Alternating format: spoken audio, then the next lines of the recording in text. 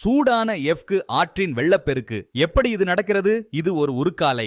இங்கு எஃப்கு 1000 degree Celsius வெப்பத்தில் உருகி உருளை வடிவில் உருவாக்கப்படுகிறது. ஆனால் சில நேரங்களில் உருளை வடிவில் உருவாக்கும் இயந்திரங்கள் சிக்கி எஃப்கு குவியத் தொடங்கும். இது ஒரு பெரிய பிரச்சனை. ஏனென்றால் இந்த குவிந்த எஃப்கு ஒரு வெடிக்கும் எரிமலை போல் வெளியேறி சுற்றியுள்ள பகுதிகளுக்கு பெரும் அபாயத்தை ஏற்படுத்தும். இந்த நிகழ்வை கோபுல் அல்லது மிசால் என்று அழைக்கிறார்கள். இது ஒரு மிகவும் ஆபத்தான விபத்து. எஃப்கு குவியும் போது அது 100 அடி உயரத்திற்கு பறந்து செல்லும் திறன் கொண்டது. இது ஒரு ஊருக்காலை தொழிலாளர்களுக்கு மிகவும் ஆபத்தான சூழ்நிலை.